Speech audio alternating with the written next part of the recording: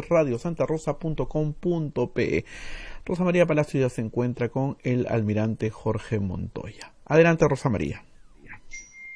Almirante, muy buenos días, gracias por estar con nosotros.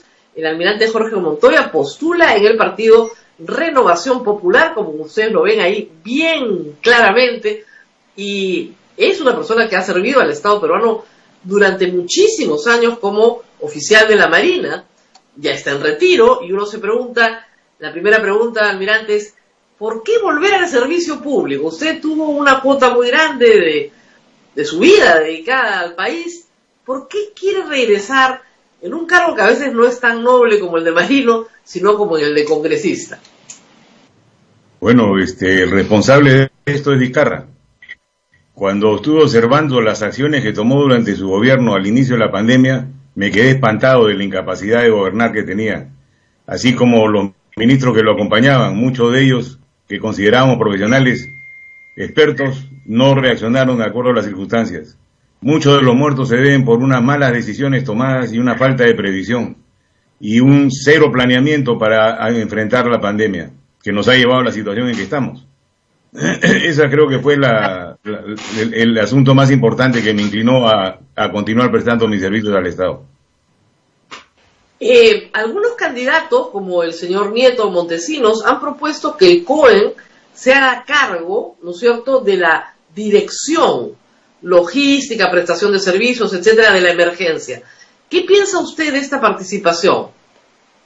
Bueno, no conocen ellos las normas totales del Estado que tiene para trabajar en esta emergencia, ¿no? Eso, el COEN es para riesgos y desastres, defensa civil. El organismo que se presta para este tipo de cosas es el Comando Conjunto, porque los movimientos que hay que hacer son territoriales. Y para eso existe el Consejo de Seguridad y Defensa Nacional, que lo integra el presidente con 7, 8 ministros, y pueden convocar a más ministros de acuerdo a las necesidades. La herramienta legal está dada. Y ahí se puede ordenarle al Comando Conjunto que haga un planeamiento integral y luego el desplazamiento y el movimiento de la gente. O sea, para eso existe el Comando Conjunto y el Sistema de Defensa Nacional. El de riesgos y desastres es un buen sistema para riesgos y desastres. Muy bien. ¿Y este sistema de defensa nacional, por qué cree que no se ha activado en esta oportunidad? Una buena pregunta. Me lo he preguntado desde el año pasado, teniendo un ministro militar en el gabinete. No lo sé. ¿Serán cuestiones ideológicas o criterio, o no emplear a la Fuerza Armada en toda su capacidad, o solamente usarlas para controlar el tráfico? Han sido subempleadas, en realidad, la Fuerza Armada. Y no se ha previsto nada. Sin planeamiento yo no puedo prever las acciones. No puedo diseñar una estrategia para combatir lo que tenemos que combatir. El año pasado ha habido respuestas de que no estábamos en guerra, cosas que en realidad son infantiles para una situación de emergencia como la que estamos. El Estado debe aplicar todo lo que tiene a su alcance para actuar. La ley de movilización permite el actuar rápidamente en temas administrativos o de necesidades urgentes. Está guardada ahí seguramente en un cajón con varias llaves. No se usó. Eso no es militarizar el país, eso es actuar para defenderse de un enemigo.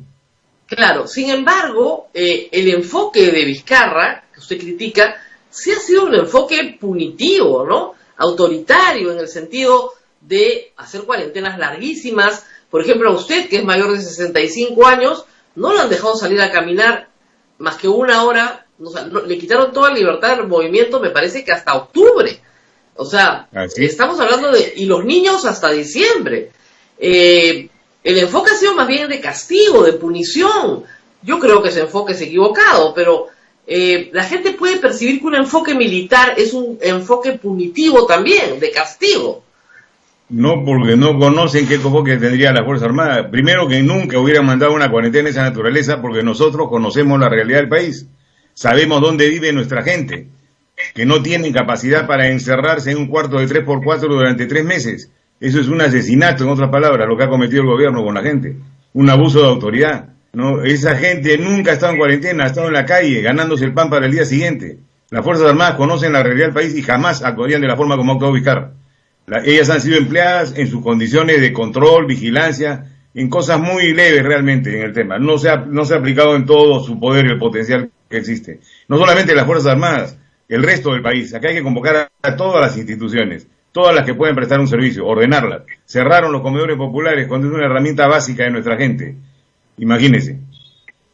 Ahora, en el caso de la participación de las Fuerzas Armadas, hay algunas personas, por ejemplo, ha quedado en evidencia que no tenemos un avión de carga que pueda llegar a China, que no tiene autonomía de vuelo. O sea, que el material necesario, que sí se compró durante el gobierno de Humala, ¿no? La corbeta Unión, los blindados, los Spartan, venía más compras, se impidieron, y en ese momento no tenemos un avión de carga que pueda atravesar el Pacífico.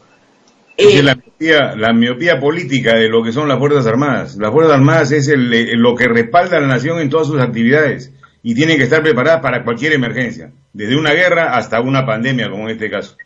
Eso demuestra la debilidad que existe en los políticos que no han tomado las decisiones adecuadas, ni se les ha dado los presupuestos adecuados para mantenerse.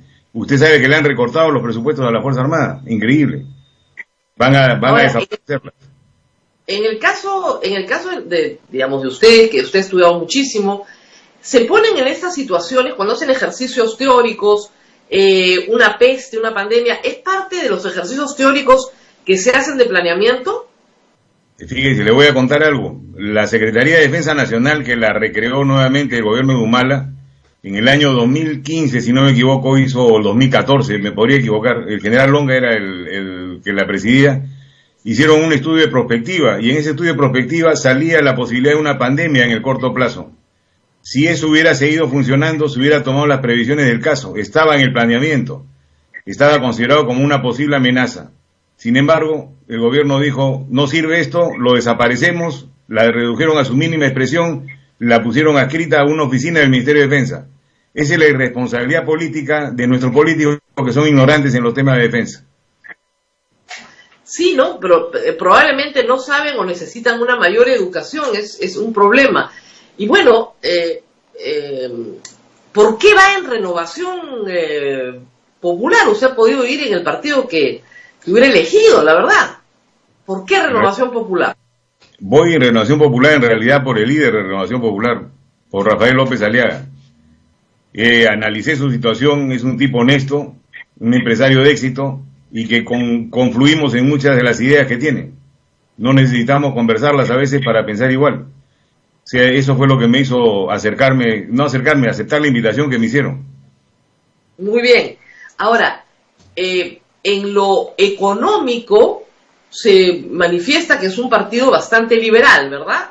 O sea, ustedes están de acuerdo en una economía de libre mercado, están de acuerdo en una iniciativa de gasto que esté en el Ejecutivo y no en el Congreso, en el rol subsidiario del Estado, en la estabilidad de los contratos, ¿verdad? ¿Ese es más o menos el marco?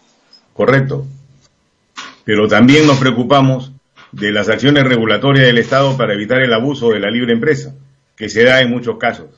Uno de los casos son los servicios. Se ha usado en la zona agrícola demasiado los servicios. Si bien es un buen servicio porque le permite a la población tener un empleo constante siendo eventuales, han abusado de su posición de dominio en este caso, y eso el Estado debe regularlo, no lo debe permitir. Otro tema que se ha detectado en esta campaña que se ha hecho, que el candidato ha paseado por todo el país, es el tema del abuso en la compra de los productos agrícolas, cuando hay un monopolio que lo compra. Entonces, esos abusos se van a controlar, se van a crear oficinas de compra regular para que puedan regular esos precios de refugio, digamos, para el agricultor, que es la última escala en la cadena económica, en realidad es la primera, pero lo tratan como si fuera la última. Señor Montoya, en lo social se les atribuye ser un grupo extremadamente conservador. ¿Usted se siente un hombre muy conservador? Yo me siento un hombre que tiene principios morales y ética, y eso para mí no es ser conservador. Todo el país debería ser así. No, hay muchas cosas que no todo el país seríamos una potencia, pues si todos fuéramos así, respetáramos los valores, la ética, la moral, estoy seguro que estaríamos en otra condición. No habría corrupción para empezar, que es lo que más daño nos causa. Sin embargo, lo que se señala también, digamos, es que ustedes tienen posiciones conservadoras en materia de derechos humanos. Es decir, no consideran, por ejemplo, que las personas del mismo sexo puedan contraer matrimonio. No, matrimonio como lo entendemos no, pero sí se pueden unir civilmente para compartir su patrimonio, eso no hay ningún problema. No tenemos ningún tipo de discriminación contra nadie, todos somos seres humanos y merecemos el mismo respeto. pero no matrimonio. El matrimonio es una función consagrada en la Constitución para otro fin. Muy bien. En el caso del aborto, por ejemplo, ¿cuál es su posición? Bueno, yo le preguntaría a usted como abogada, ¿qué cosa es un asesinato? Es el privar la vida a un ser humano, y eso es lo que hace el aborto, privar la vida a un ser en nacimiento. Esa es la respuesta. O sea, lo mismo que se piensa para el aborto, se debe pensar para preservar la vida de sus semejantes. Muy bien. En lo político, ¿usted cree que el día 9 de noviembre hubo un golpe de Estado en el Perú? Cuando se evacuó a Vizcarra. En lo absoluto. Cuando salió Vizcarra salió porque era corrupto, él reconocido por él mismo en un audio. Y debió salir en la primera intento de vacancia que hubo. No sé por qué no salió. Y ahora está postulando al Congreso desde mi punto de vista indebidamente, porque moralmente no merece ser congresista. Por sus capacidades que ya las hemos visto de lejos. Ok, para usted no hubo un golpe, una sucesión constitucional. Señor Montoya, su partido se parece mucho al de Keiko Fujimori. ¿Por qué no postular con Keiko Fujimori, hacer una alianza, ir todos juntos con Keiko Fujimori? ¿Qué nos diferencia de Fuerza Popular? Nuestro ideario de la doctrina social cristiana de la Iglesia. En eso nos basamos. No tenemos enemigos, todos son compatriotas nuestros que vamos a encontrar el camino juntos, no vamos a estar peleando cuando estemos en el Congreso. Una vez que usted ha empezado por pelear, pero señor Montoya, usted ha empezado la entrevista peleando con Vizcarra. Entonces, cuando uno detecta a una persona que no tiene cualidades morales, lo dice, porque hay que orientar a la población. Y la orientación a la población no se puede ceñir solamente a si me gusta o no me gusta, sino a los hechos que ha hecho esa persona. Muy bien, entonces Keiko Fujimori para usted, muy bien, no tiene ningún problema, su conducta política está bien, podrían trabajar con ella, ningún problema. No la critico en lo absoluto, es una política que tiene años trabajando y joven y tiene mucho camino por delante. El Partido Popular Cristiano también tiene como su fuente la doctrina social de la Iglesia. ¿Por qué no fue con ellos? Nunca me invitaron para empezar, y después el partido social cristiano, el PPC, está un poco de capa caída, ¿no? O sea, no se recompone todavía. Ha sufrido mucho golpe y le falta un poco para recomponerse. Claro, pero la inscripción que ustedes tienen es una inscripción que procede de Solidaridad Nacional. Un partido que también está de capa caída, le han cambiado el nombre, le han puesto otra letra, otros colores, se fue el amarillo, pero es la misma inscripción, también anda de capa caída, ¿no? Es una decisión política, en la política se permiten esas cosas, con encontrar que ha cometido un error y corregirlo. Y lo otro es para tener la percepción ante la ciudadanía diferente, se crea otro partido con otro color. Eso es natural en la política, no lo veo complicado. Se ha tomado una decisión y una línea, una frontera. De acá para adelante somos otra cosa, hemos cambiado en muchas cosas. Y se ha perdido una organización que tenía muchas cosas de bueno también, ¿no? Muy bien, en el caso de la presidencia del señor Merino, ¿usted cree que debió quedarse de presidente entonces? Debió quedarse, pero su caída obedece a otras causas que algún día nos enteraremos. Porque esto fue manipulado, se manipuló a la población, a los jóvenes sobre todo. Los jóvenes estaban hartos de la situación en que se encontraba, hartos, necesitaban un aire para salir y reclamar. Y eso todo el mundo lo puede, y los jóvenes y los viejos también, porque hemos estado encerrados mucho tiempo. Pero se ha usado esa necesidad de hablar y de expresarse para orientarlos hacia fines políticos ocultos. Yo tengo mi manera de pensar en este tema y de acuerdo a mi lógica funciona. Esto es ordenado por el Foro de San Pablo. No solamente acá, igual pasó en Chile. Se buscó una excusa. ¿Qué cosa? Es una fantasía, no es una fantasía, es una realidad. Muy bien. Almirante, en estas teorías de la conspiración hay varias, ¿ah? O sea, yo también conozco otras. ¿Usted cree que hay una conspiración mundial para que el comunismo domine el mundo? No creo, estoy seguro. Lea usted la última acta del Foro de San Pablo del 2019 y se va a dar cuenta que las tareas que impusieron las han cumplido. Son eficientes, trabajan bien, tienen continuidad en sus acciones. Desde que empezaron, haga un seguimiento y se va a dar cuenta de que están trabajando muy bien. y están ganando Y espacio. para explicarle al público esta teoría de la conspiración mundial, ¿qué cosa es el Foro de Sao Paulo? No, yo no le hablo, yo no digo teoría de la conspiración mundial. O sea, cuando hay hechos que se pueden constatar, ya no son teorías, son realidades. El Foro de Sao Paulo se creó después de la caída del muro de Berlín. Lula da Silva, Castro y Chávez. Y de ahí empezaron con consistencia, no han perdido un año, han trabajado bien. Yo me admiro de la capacidad de producción literaria que tienen y cómo han ido ganando las mentes. Es un trabajo político, no es un trabajo militar. Pero ya llegó a la zona de acción y tomar acción. En Chile es el ejemplo más claro que hay. Yo me encontraba en Chile cuando iba a empezar ese tema justamente. Y buscaron una excusa, el alza de pasaje del metro. Acá buscaron la excusa ¿cómo se llama?, de Merino. Porque nuestro actual presidente encargado tiene las mismas condiciones que Merino. No ha habido ninguna variación en la sucesión. Se han empleado los mismos elementos, sin embargo, lo han aplaudido. Eso significa manipulación de la opinión pública. Muy bien hecha.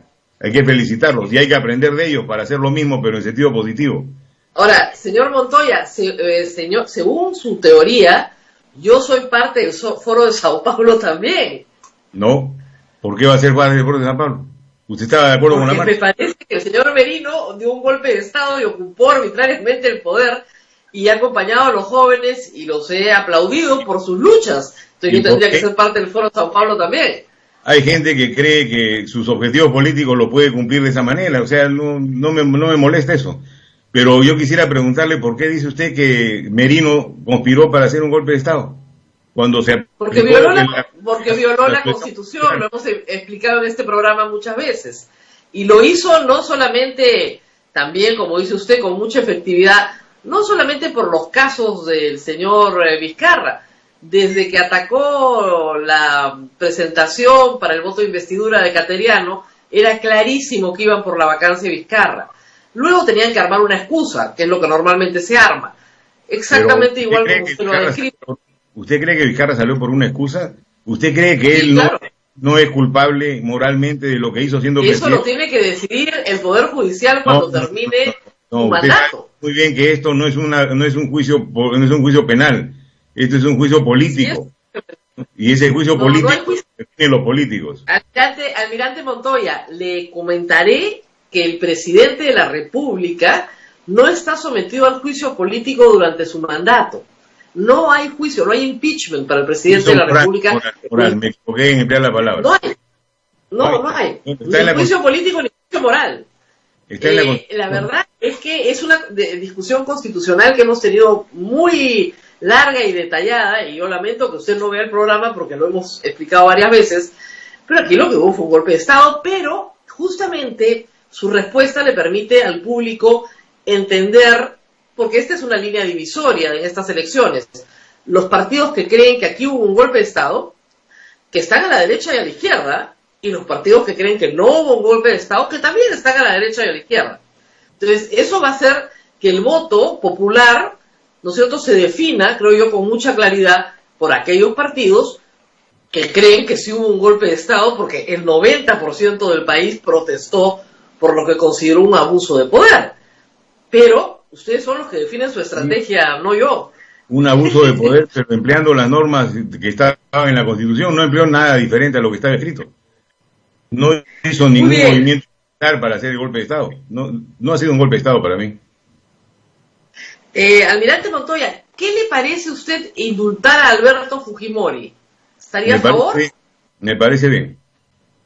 Bien, estaría a favor del indulto. Le agradezco su honestidad, porque hay muchos que ni siquiera le dan 20 vueltas al asunto y no nos dicen la verdad. ¿Usted le parece bien? A mí me parece muy honesto que lo diga y que quede claro que así será. Que por parte de ustedes no hay... No sabe que digo las cosas que creo, no las oculto. Y el juicio que le hicieron a Fujimori, sigo pensando de que fue manipulado. Y ha sido juzgado por cosas que no tenía nada que ver. Muy bien. Entonces, está claro que... Y no soy fujimorista. Para usted... Yo lo sé, pero digamos, para usted no hubo una violación sistemática de derechos humanos durante la guerra interna en el Perú. No lo hubo. Con seguridad se lo digo. No lo hubo. No fue violación sistemática. Hubieron excesos. Y en este momento hay 1.100 militares que están siendo procesados. Algunos que han cumplido servicio militar obligatorio no tienen ninguna vinculación con la Fuerza Armada. Han sido perseguidos desde que la Comisión de la Verdad sacó su fallo. Que no es fallo, pero sacó su informe. ¿Qué piensa del caso del señor Urresti? No lo he seguido. Parece que ¿No lo he seguido? ha cometido errores. No lo he seguido, la verdad, no lo veo. Claro, no, él es un caso justamente del año 88, ¿no? De la zona de emergencia, del asesinato de un periodista, de una denuncia por violación también. O sea, como usted dice, hubieron excesos. O sea, es verdad que, digamos, aún en el supuesto de la palabra exceso, personas perdieron la vida por la acción de las Fuerzas Armadas. El 3% de las víctimas del problema interno que tuvimos fue producto de los excesos, el 3%. El 97% fue producto del combate.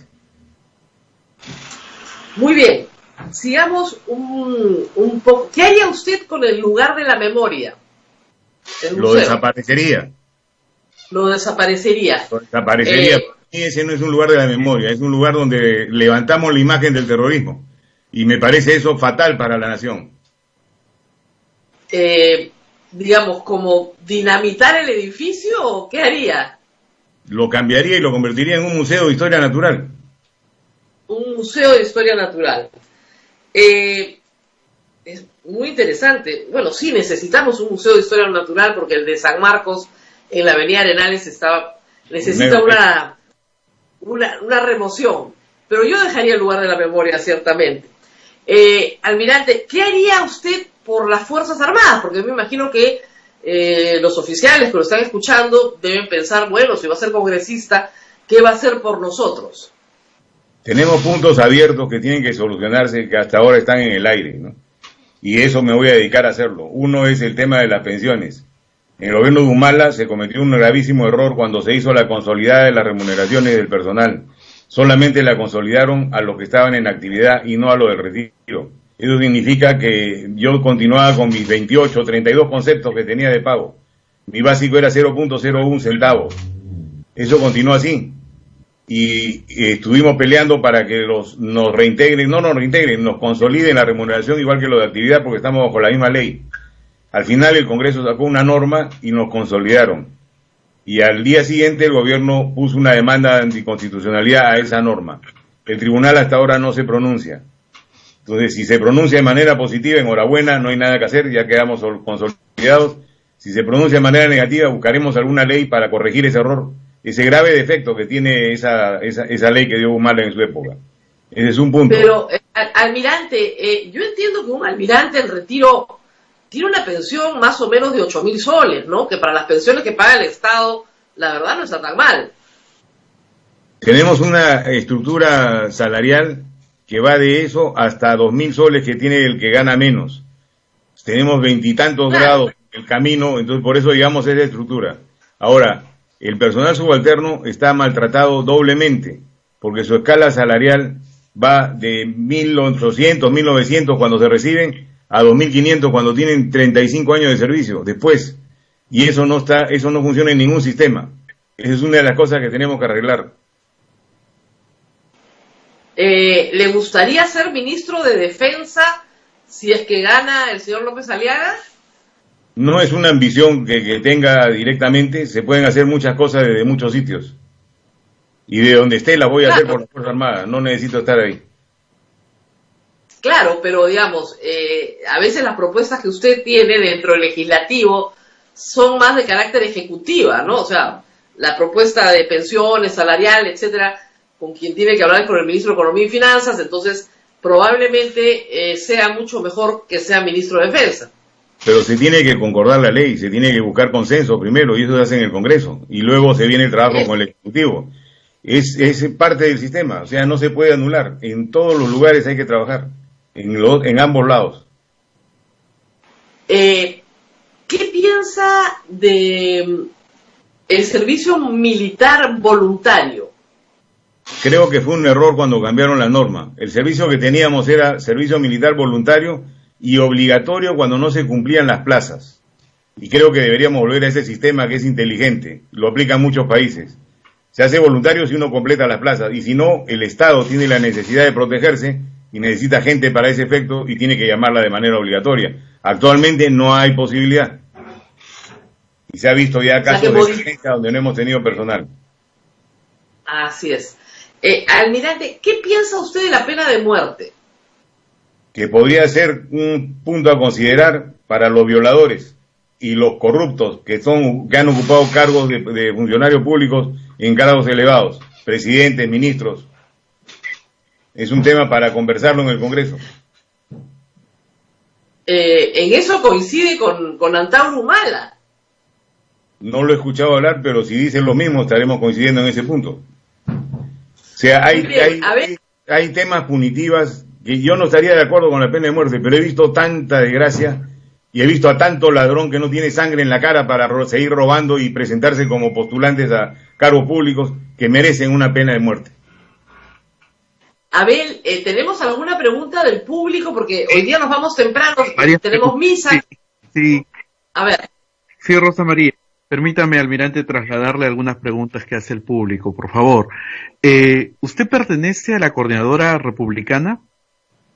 A veces firmo comunicados con ellos, a veces no pertenezco, no soy parte activa. ¿Quién cree que manipuló a los jóvenes para las marchas, almirante? Es un trabajo muy bien hecho, trabajado a través de los medios de comunicación, de los medios de las redes. Y ese trabajo viene con directiva del Foro de Sao Paulo. Es lo mismo que sucedió en Chile. Nadie se imaginó que la gente en Chile saliera a romper las estaciones de metro, porque habían subido 1 centavo el pasaje. Eran gente que le habían sembrado en el cerebro ya una idea fija. Eso se usa en el marketing político también. Lo han usado bien y eso ha generado esta explosión, donde se subieron muchos al carro, de diferentes facciones, para diferentes propósitos, porque lo que querían era hacerse sentir, y se hicieron sentir. Realmente se hicieron sentir. O sea, ¿no cree en la generación del bicentenario que surgió espontáneamente? No hay nada espontáneo, ni casual. En política todo está previsto, y todo está preparado para un fin específico. No existe eso. Lean las redes, lean lo que dicen los jóvenes en sus redes. No saben de qué hablan la gran mayoría. La gran mayoría está siguiendo la corriente, la moda. Ahí era reunirse en el Parque Kennedy para salir caminando, era emocionante.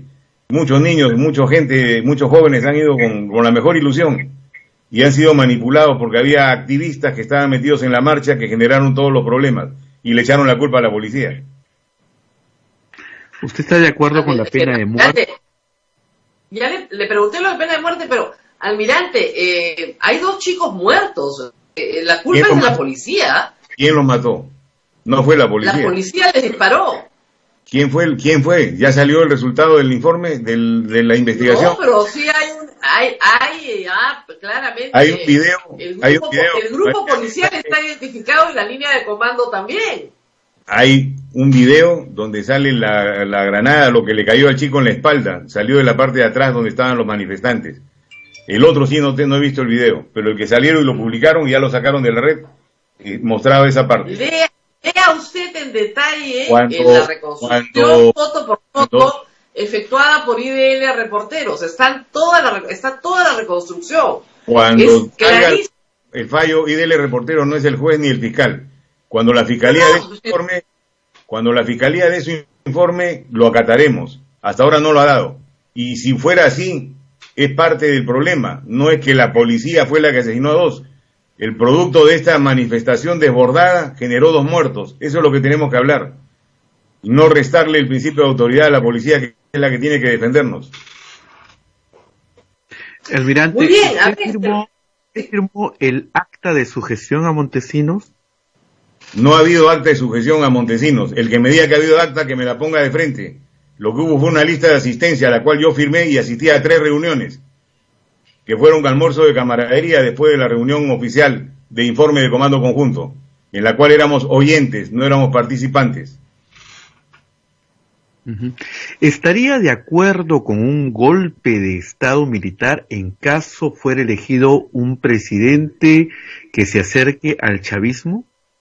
No, el golpe de Estado no soluciona nada. Un golpe de Estado militar no soluciona nada. Ya estamos acostumbrados ahora a los golpes de Estado civiles. La población tendría que levantarse y la población tendría que sacar al mandatario que no lo quiere. Y no golpes militares, porque los golpes militares generan mucho poder en el que lo toma y ese poder después no lo quieren dejar. Así es, Rosa María. Ahí están las preguntas del público. Muy bien, Gracias. muchas gracias. Muchas gracias al almirante Jorge Montoya. Él postula como candidato al Congreso por Renovación Popular con el número 1 de la lista. El precandidato presidencial es el señor Rafael López Aliaga. Muchas gracias por haber estado con nosotros, almirante. Hoy día nos tenemos que ir temprano porque los viernes tenemos misa después de nuestro programa. Así que muchas gracias por estar con nosotros. Ha sido un gusto volver a conversar con usted. Muchas gracias.